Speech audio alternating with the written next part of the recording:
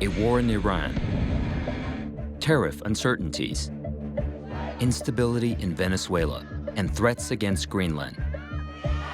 Amidst the global turbulence, countries are now de-risking from the United States. Let me be direct.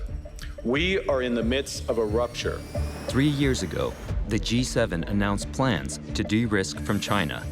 Those plans no longer hold. This is the best moment for China. Across Asia and Europe, new trade deals are being signed to reduce trade reliance on the United States. We did it. We delivered the mother of all deals. We are creating a market of 2 billion people. At a time of turbulence in relations with the US, with China. So, the EU becomes a kind of a steady anchor in that scenario. Bilateral relationships are being re-examined as security concerns mount. So the South Koreans thought that everything was going fine. And then just a couple weeks ago, Trump turned around and said it wasn't happening fast enough. He's going to raise the tariffs. So in many ways, I think the South Koreans feel you can't make a deal with Trump and have it be reliable. Old alliances are undergoing shifts.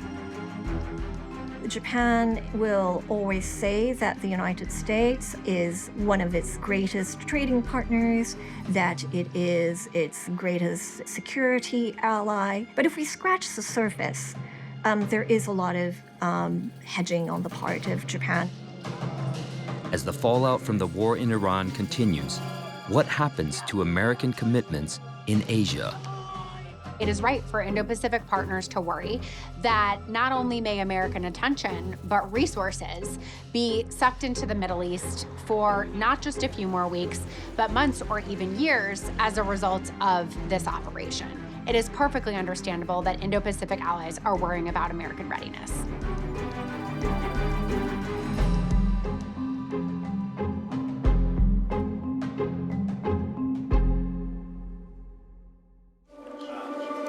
In 2023, G7 nations announced that they were de-risking from China.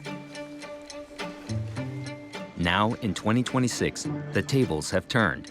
Against the backdrop of the war in Iran, tariffs from the United States, threats against Greenland, and special operations by the US in Venezuela, many countries have begun de-risking from the United States. For decades, countries like Canada prospered under what we called the rules-based international order. We knew the story of the international rules-based order was partially false, that the strongest would exempt themselves when convenient, that trade rules were enforced asymmetrically. This fiction was useful, and American hegemony in particular helped provide public goods, open sea lanes, a stable financial system, collective security, and support for frameworks for resolving disputes. This bargain no longer works. Let me be direct. We are in the midst of a rupture, not a transition. The Canadian government has been taking swift actions to diversify the Canadian economy from its dependence on the US.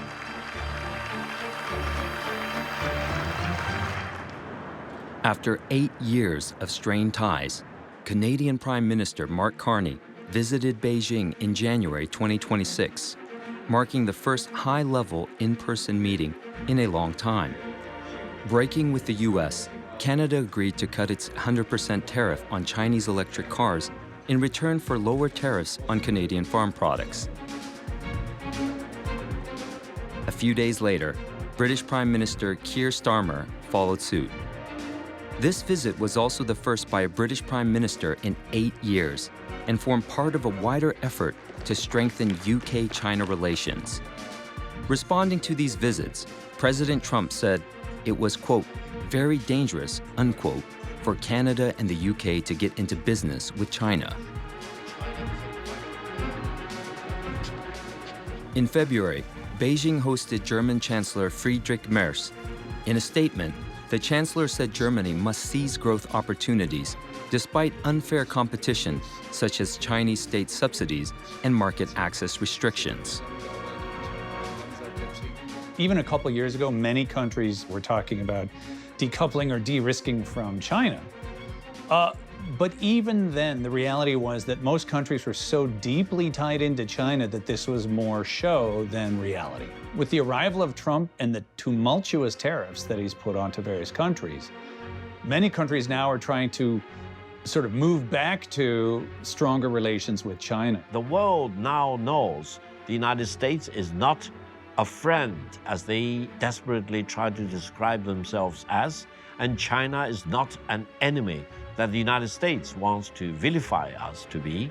And it is a moment that you need to make your mind, whether you want to really work with China to defend the free trade, defend the international law, defend the sovereignty and the territorial integrity of all the countries in the world, about 200 of us, or whether you want to succumb yourself to the pressure, the maximum bullying by the United States.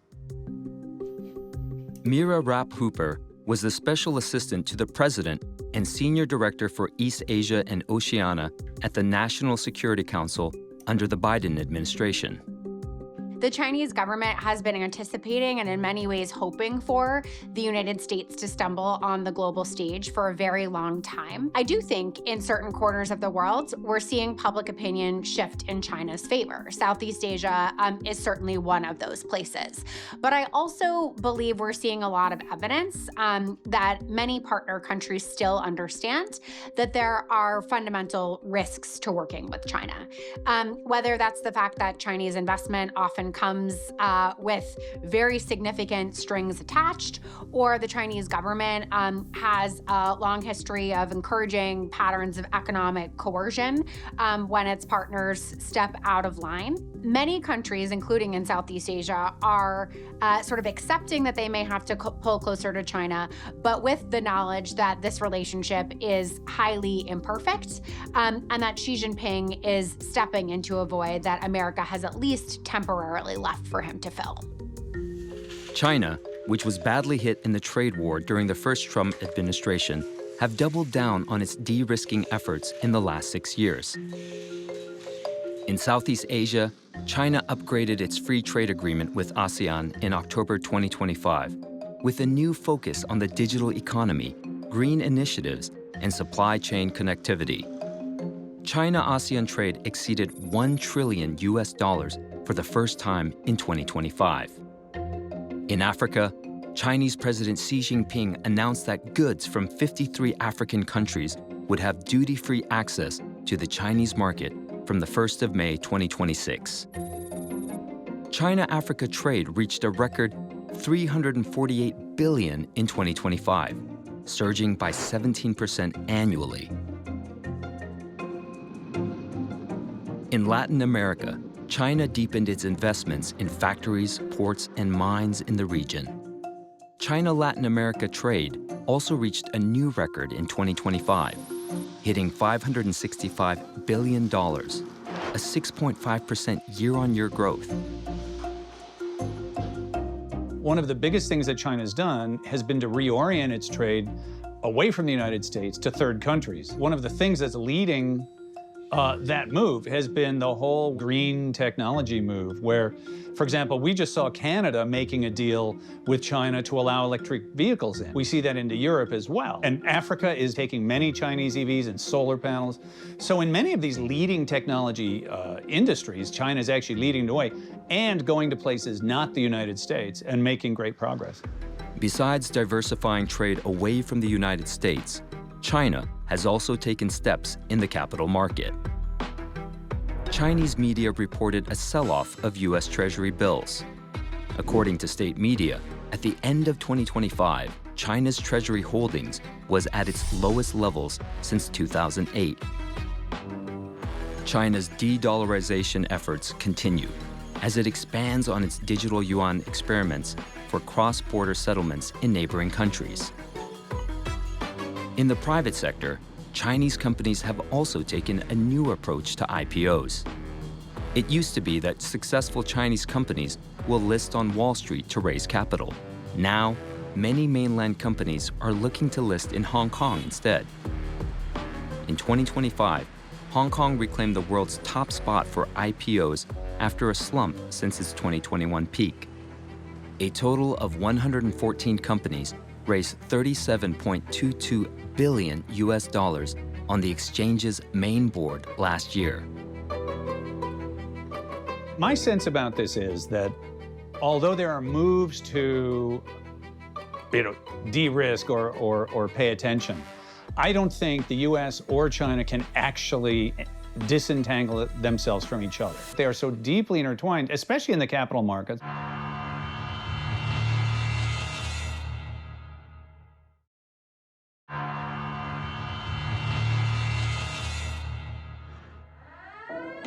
The war in Iran has dealt a heavy blow to India's economy. The war has squeezed gas supplies to India, causing hundreds of factories to close and hitting restaurants and families across the nation as cooking gas runs out. The rupee's value has fallen as oil prices rise, triggering fears of inflation and widespread public anger. Alliances have to be built not only on power equations, but also in predictability. You need predictability. And once partners begin to doubt another partner's reliability, the memory lingers, I think, beyond a single administration. I think that is what America has to ponder about. Because when you look to the future, with all that is happening now, even with, the war that we see in the Middle East, and, there will be questions about how, it all began and the way it panned out and the kind of damage and the impact, the outcomes of that conflict. India, Europe and Canada and Japan and Australia and others may still work closely with Washington, but they are now more likely to also use fallback options. And so the alliances will survive, but I think the age of innocence is over. The major shift in India-US relations is all the more remarkable considering the ties between the two leaders during Trump's first term. A man I am proud to call my true friend, Prime Minister Modi. Many in India and the world were surprised when this happened. Indian exporters bracing for impact as the U.S. confirms it will be going ahead as planned with an additional 25% tariff on goods starting tomorrow. Exports from India will face duties of up to 50%. That's amongst the highest imposed by Washington. These rates were purportedly to punish India for its purchases of Russian oil. China, which also buys Russian oil, was not subject to these tariffs. In February 2026, the U.S. announced it would lower tariffs on India from 50% to 18%. This was before the U.S. Supreme Court struck down Trump's tariffs. But the wheels of hedging have been set in motion. India is now actively diversifying its trade partners and forging new ties with an old adversary. But it was a sharp reminder that transactionalism has replaced sentiment, if you can put it that way. So India, will it de-risk from the United States in any sweeping sense? I don't believe that, because as I said, the underlying foundational basis of the relationship is strong, and the United States remains very central to India in terms of technology, in terms of capital, in terms of defense, and of course, higher education. It's very important for us. But India is certainly learning not to over-concentrate our economic exposure on any one country. China and India relations were frosty after a deadly border dispute in 2020, when 20 Indian soldiers were killed in clashes. In the months after, India restricted foreign investment from China, banned Chinese apps, and imposed visa restrictions on Chinese nationals. India also stepped up its military partnership with the United States through the Quadrilateral Security Dialogue, commonly known as the Quad. But India's tariff difficulties with the United States have brought about changes in its relationship with China. After a gap of over 7 years, Prime Minister Narendra Modi landed in China on the 31st of August, 2025.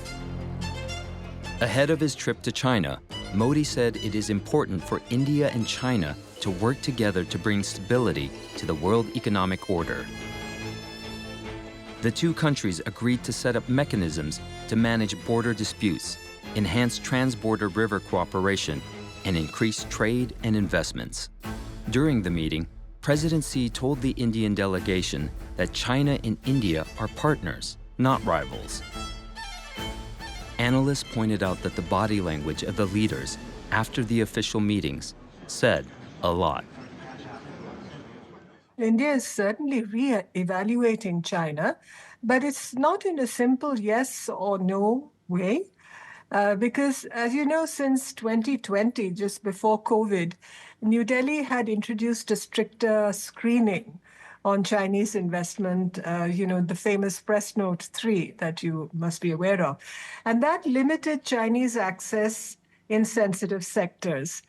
But in recent months, what you've seen is that there has been discussion within the government of selectively easing some of these restrictions, and including on government contracts in some cases, and imports of Chinese equipment for power and coal projects, for example. And so the re-evaluation with China is quite dual track, I would say. There is security caution, it remains, but economic pragmatism is pushing India towards selective re-engagement. We've seen influential business lobby in India advocate for closer business ties with China. And the arguments are that China has cheap technology and investable surplus that India can really benefit from. Hence, they are pushing for a more conciliatory foreign policy towards China. But is that realistic, or are bilateral relations still characterized by mistrust? There is a definite asymmetry of power, whether it's military, whether it's manufacturing, whether it's economic. I mean, facts and realities stare us in the face, literally. And there is a trust deficit. If you look at the relationship, there is a trust deficit, and it has widened since the clashes of 2020, the summer of 2020, in high up in the Himalayas. So beyond the border, of course, there is also concern in India about the asymmetry that I referred to. China is the larger economy, by many, many leagues, it's the larger economy. It's the larger manufacturing power, and it's a far more entrenched player in global supply chains. So mistrust is not just emotional or historical. It's been there ever since I started actually dealing with China over 4 decades ago. That mistrust has been, sometimes it's dormant, sometimes it raises its head. But today it's geopolitical, it's military and economic, all together, all at once. So you can understand, this is not a simple situation. It is overlaid with many complexities. India's exports to China have since surged, but the trade deficit continues to widen as India's imports from China continue to grow at a much faster rate than its exports. This trade imbalance continues to trouble Delhi as it weighs more economic links with China. In the meantime, Delhi, once wary of free trade agreements, has moved quickly in recent months to finalize FTAs with Britain, New Zealand, and Oman. The deal that garnered the most international attention was India's FTA with the European Union. The urgency for a deal had grown increasingly acute as both entities faced the threat of higher tariffs from President Trump and sought to reduce their dependence on the U.S. We did it. We delivered the mother of all deals. We are creating a market of 2 billion people. And this is the tale of 2 giants, the world's 2nd and 4th largest economies, 2 giants who choose partnership in a true win-win fashion. a strong message that cooperation is the best answer to global challenges. The real significance is that it gives India, I believe, a major rules-based economic anchor, as it were, especially with what has been happening with the United States at a time of turbulence in relations with the US, with China. So, the EU becomes a kind of a steady anchor in that scenario. With all these changes in India's relationship with so many major partners, what do you think this portends for India's relationship with the United States for the rest of the Trump term? Well, I think India will pursue hedging. India will not pursue estrangement. And we'll try to stabilize ties with Washington. And at the same time, we're diversifying, as I mentioned, more aggressively toward Europe, towards the Gulf, Oceania, selective economic re-engagement with China, as I mentioned, where necessary. So the message to Washington is that India values the partnership, still values it very much, but it will not remain strategically overexposed to the United States. Ultimately, at the end of the day, the political and military issues in the Himalayas are not solved, and they're unlikely to be solved anytime soon. And until they are, China is going to be India's competitor #1. That means that India will continue to have a strong incentive to align with the United States, even if it's not with the same level of trust or mutual understanding. It's also important to note that even when there was the downturn in leader-level ties between Modi and President Trump, we saw importance of aspects of cooperation, such as defense cooperation and industrial cooperation, remain on track. So I do think India and the United States will continue to be partners, but how exactly these two leaders and the two governments will recover from what was a very challenging few months remains to be seen.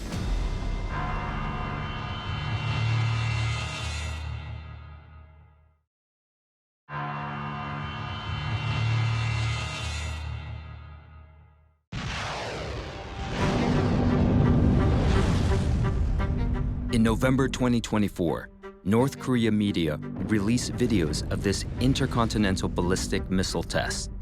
In May 2025, North Korea fired more ICBMs in an exercise and stressed that their nuclear forces are ready to fight. In February 2026, North Korea staged a display of multiple rocket launchers as leader Kim Jong-un pledged to develop stronger ICBMs. As the Iran war rages, Kim said his country would permanently strengthen its nuclear forces and treat South Korea as its most hostile state. All this flexing is making South Korea nervous. Public support for a domestic nuclear program is growing in response to developments in the north. 10 years ago, calling for South Korean nuclear weapons was a fringe idea. Today, it has become a mainstream discussion. Recent polls show that 7 out of 10 South Koreans support developing their own nuclear weapons. The US provides a nuclear umbrella to South Korea, and this is a cornerstone of their defense alliance. So why are some South Koreans increasingly losing faith in this arrangement? The South Koreans have always been worried about abandonment by the United States. But the US has always done many things to reassure the South Koreans. Even today, the United States has, I think, 25,000 troops on the ground. So any war on the peninsula will involve the United States. That ensures that the US will defend South Korea. But a nuclear umbrella and a nuclear covering of the South now is far less likely.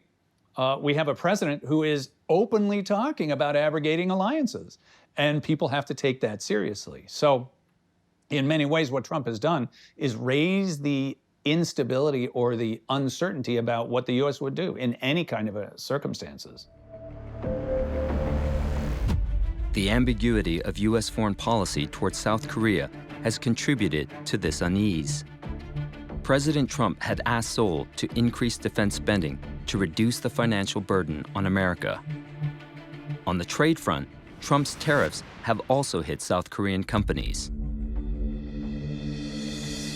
As South Korea pledged larger investments, hundreds of federal agents descended on a Hyundai factory in Georgia, USA, producing electric vehicles.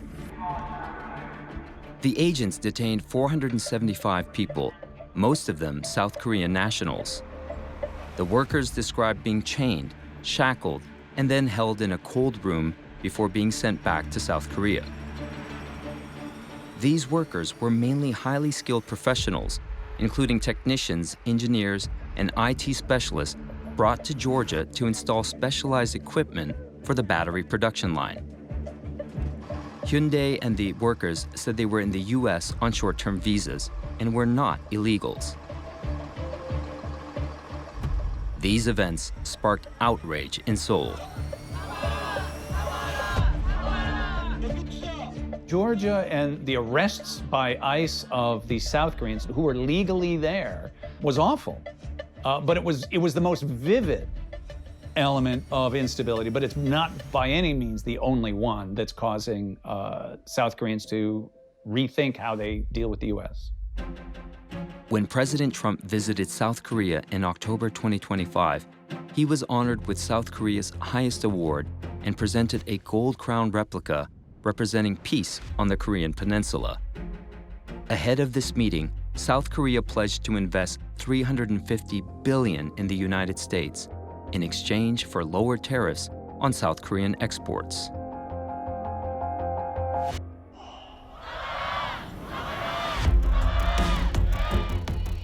Many South Koreans did not agree with this trade deal.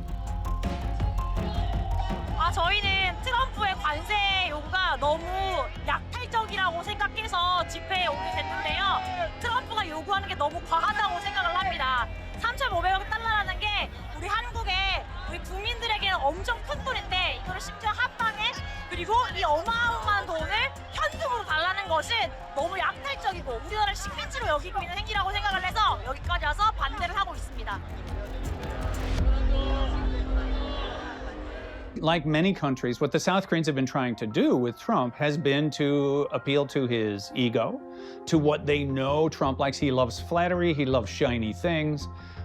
So giving him the crown was meant to be this bribe, whatever you want to call it, right? To make him feel really good. And in many ways, it seemed to work. The South Koreans got a reduction on some of the tariffs. They got an agreement on the $350 billion they were supposed to invest. And so the South Koreans thought that everything was going fine. And then just a couple weeks ago, Trump turned around and said it wasn't happening fast enough. He's going to raise the tariffs. So in many ways, I think the South Koreans feel you can't make a deal with Trump and have it be reliable. And that raises the stakes on all aspects of the alliance. South Korean President Lee Jae-myung followed the example of leaders from Canada, Ireland, Finland, and the UK, and also visited Beijing. President Lee and Xi signed 15 memorandums of understanding, or MOUs, covering science, technology, transportation, and trade. This, along with business deals signed by members of a large Korean business delegation who accompanied President Lee on his visit. Notably, both countries agreed to conclude negotiations on the investment and services tranche of a full Korea-China free trade agreement within the year. It's not a pivot to China, and that's only because every South Korean president wants good relations with China. That being said, Lee's visit was the first one in, I think, 7 years. He was the first president in, I think, 7 years to go visit China. It was, by all accounts, a very successful visit. It was clearly focused on economics. They had massive meetings with 27 or 28 South Korean CEOs, along with Chinese. It was focused on trade and investment and sort of restarting the China-Korea relationship, which had undergone some strains in the last 5 years or so. What kind of outstanding issues do you think there are between China and South Korea that prevents the two countries from engaging in deeper cooperation? The biggest obstacle, of course, is North Korea. China remains a very strong supporter of North Korea. There are some residual maritime disputes over the West Sea, These haven't ever blossomed to be as big as the disputes in the South China Seas, but they are there. And then, of course, the U.S. Air defense batteries that China really didn't like that were put there in 2016. They've been there for 10 years. China, the U.S., and South Korea have figured out how to live with the THAAD batteries. But those are enduring thorns in the side of the Sino-Korean relationship. Faced with concerns about both the superpowers, South Korean leaders have opted to be pragmatic. South Korea-Japan relations have often been very rocky, and never is this more true when there is a relatively right-leaning leader in Japan and a left-leaning leader in Korea. Nevertheless, both President Lee and Prime Minister Takaichi have decided that this ROK-Japan relationship is critical to both of their security and resilience, again, including in a world in which the United States is unpredictable. So despite the fact that the Progressive Party in Korea has traditionally been a bit more anti-Japan, and his voters might not in the past have supported this, not only did you see President Lee follow his trip to China with a trip to Japan, but you saw him put on a costume and perform K-pop Demon Hunter songs in a drum solo with Prime Minister Takaichi, which candidly, none of us who've worked on this relationship could have possibly expected even a few months ago.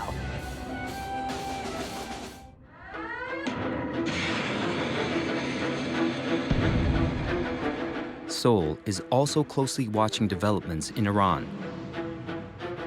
With U.S. missiles and missile interceptor inventories being stretched, what does it mean for any potential contingencies in East Asia? As U.S. power extends in the Western Hemisphere and the Middle East, what is there left for Asia?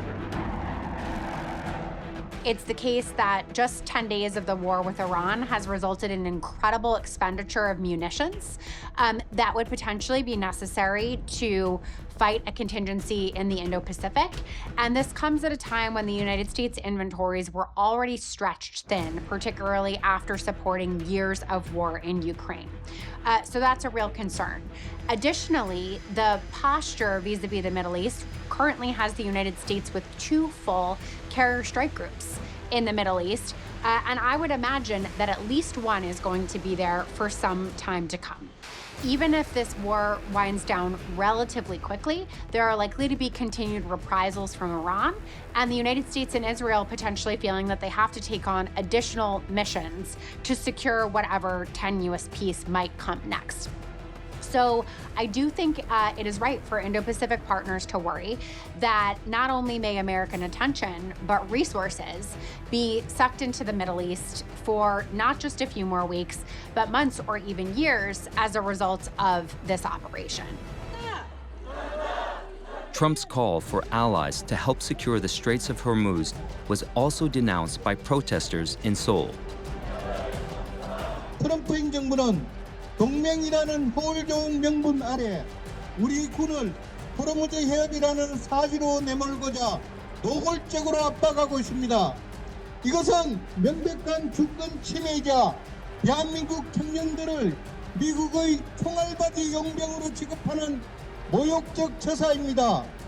우리는 결단코 미국의 불법적 침략 전쟁에 우리 청년들을 보낼 수 없습니다.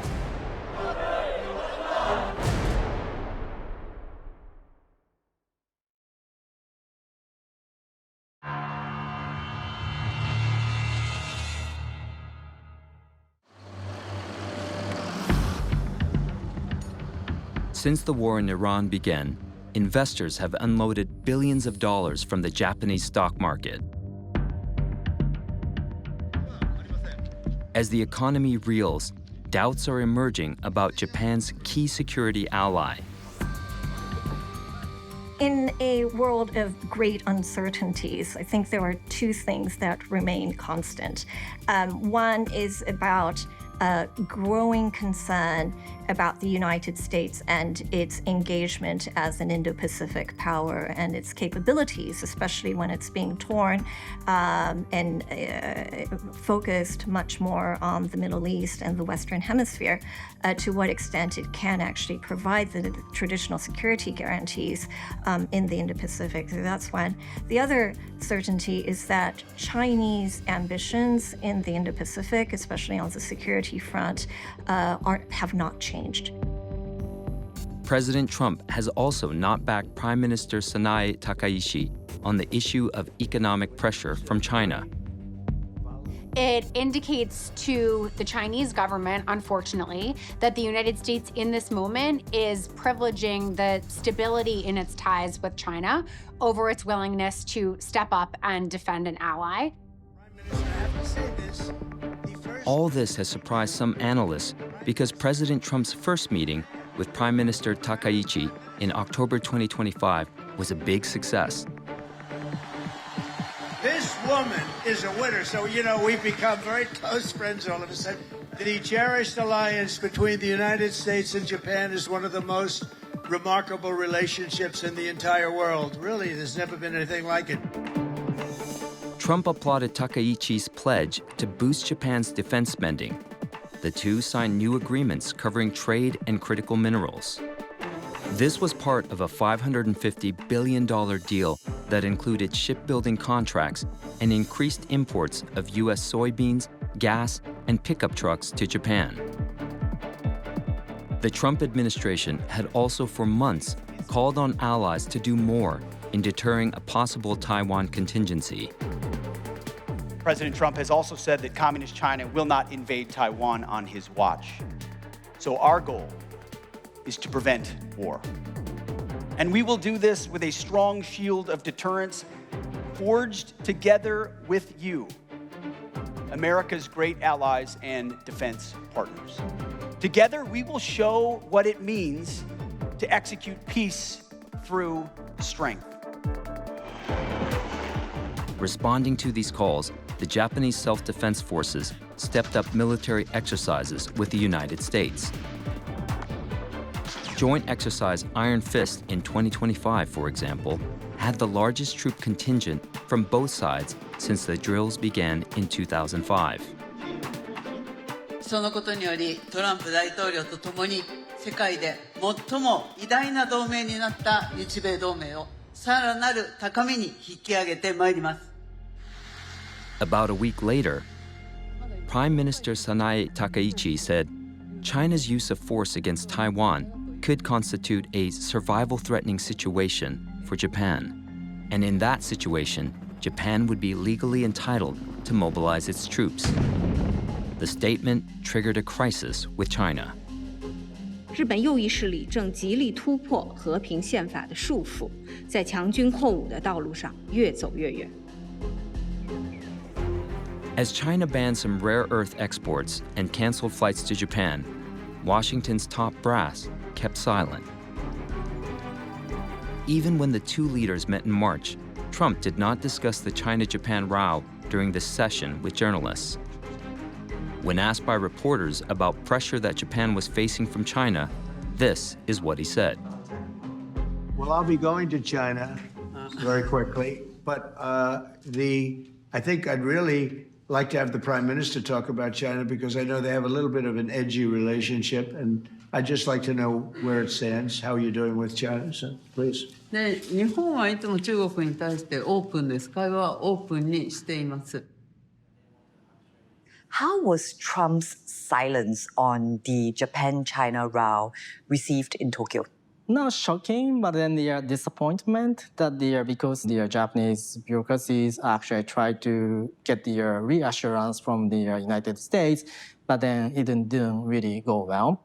Certainly in the Japanese media and amongst politicians as well, there has been a lot of concern and vocal opposition to the United States for really not stepping up and not providing that support that Japan could have, still could use even to this day when it comes to pushing back against Chinese economic coercion, which continues. the United States has been nearly silent on this row between China and Japan, when on a bipartisan basis and under any previous leadership, we would have expected the United States to step up and publicly support its Japanese ally and behind the scenes use its channel with China to put pressure on Beijing to cease its coercion of Tokyo. We have seen none of that.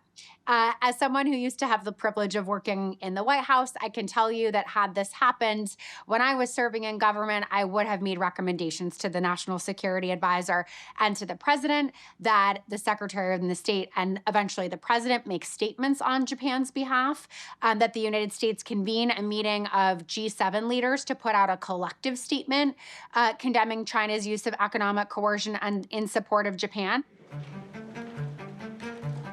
Like Canada, India, Germany, and other G7 nations, America's closest ally in East Asia must now think of ways to manage the risk arising from shifting U.S. policies. One way is greater self-reliance in defense. Takaichi's cabinet in January approved a record defense budget plan. It exceeds $58 billion for the coming year and aims to fortify its strike-back capability and coastal defense. After World War II, nuclear weapons were considered a taboo topic. Not anymore, as Japan now considers options. The discussion right now that is happening is about nuclear sharing. Nuclear sharing insofar as U.S. nuclear weapons being able to be hosted in the U.S. bases on Japanese soil. Right now that's banned.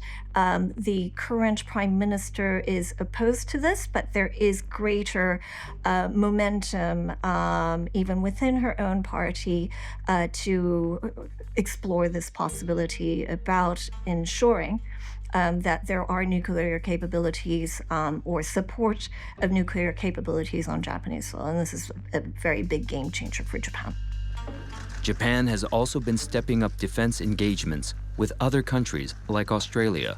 In December 2025, the two countries' defense ministers met and presented a united front on issues in the Indo-Pacific. We do not want to see any change to the status quo across the Taiwan Straits.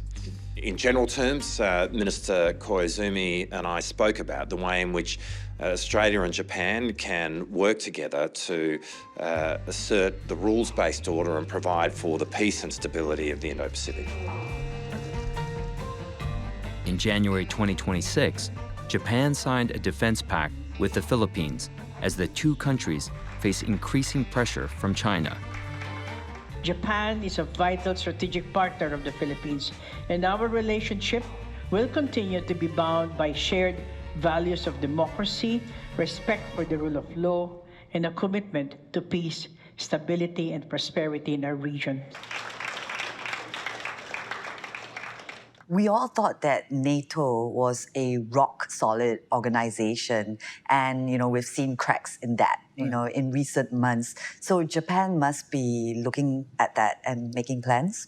First thing I need to probably say is that the U.S.-Japan alliance is going to be the core of the Japan's security and diplomacy. But that said, as you mentioned, the current situation might not be providing a great kind of environment where they could actually smoothly strengthen the tie with the United States.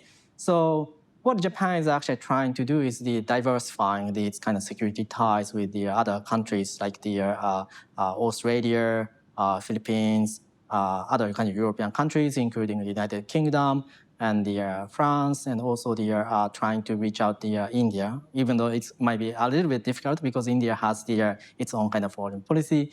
It's not like a replacement, but then they could get the diplomatic support. They could also get some kind of military or defense asset or the technology transfer, so that I think they try to kind of reduce the dependence on the United States. Japan has also expanded its Official Security Assistance Scheme, or OSA, which provides military assistance across Asia.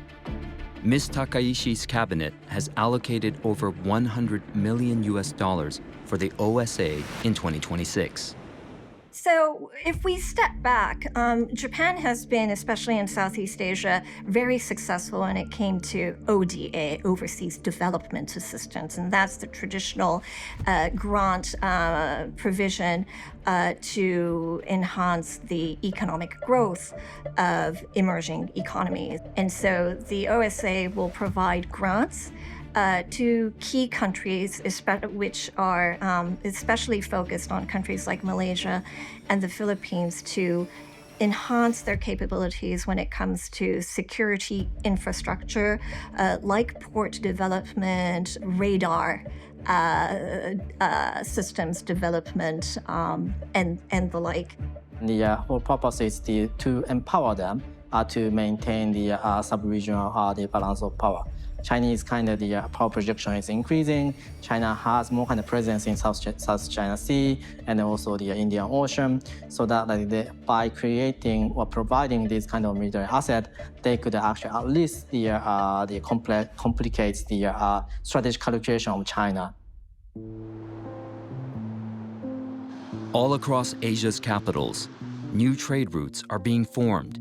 New defense collaborations are inked as governments try to find their way forward in a new world order. This is the best moment for China, because China, without firing a single shot, has made it believable for everyone in the world that the United States is not a real defender of freedom, a defender of peace, a defender of sovereignty and territorial integrity of other countries. This is going to be a world in which the United States still has some incredible advantages, and in areas like critical technology, and in particular artificial intelligence, may have even more advantages than we had in the past. But we cannot take for granted the ability to step back into the same river that we left, nor would it be prudent to simply oppose President Trump's policies or try to create alternatives to them. Instead, it's incumbent upon policymakers and analysts to think about what the United States can do in this transformed world in a new international order that is just beginning now.